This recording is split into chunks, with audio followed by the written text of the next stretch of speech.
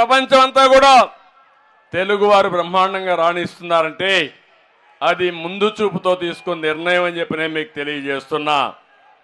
ఇంకో పక్కన యువత ఉన్నారు.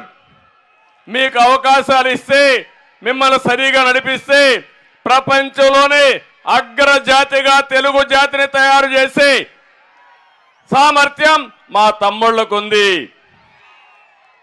అలాంటి ఈ రాష్ట్రంలో తెలుగు జాతి మీరు చూస్తే ఈరోజు హైదరాబాద్ ఉంది.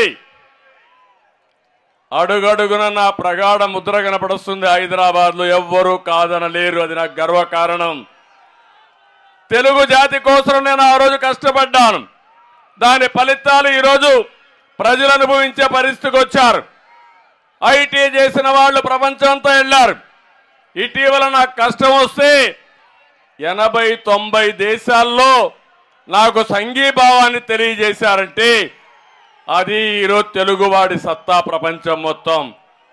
కానీ ఇక్కడ మాత్రం ఆంధ్రప్రదేశ్ రాష్ట్రంలో ఒక విషయం మీరు గుర్తుపెట్టుకోవాలి. ఈ 5 సంవత్సరాల్లో ఎంత వెనకబడిపోయాం ఒక్కసారి మీరు ఆలోచించుకోవాలి. అంటే ఈ ప్రభుత్వం రాతి యుగం వైపు నడిపిస్తా ఉంది.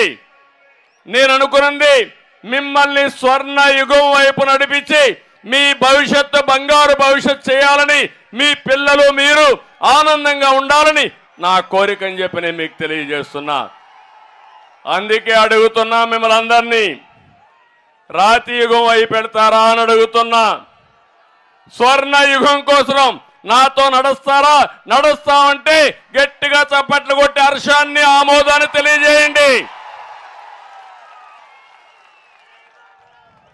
నేను ఎందుకు ఈ మాట చెప్తున్నానంటే ఈ రాష్ట్రంలో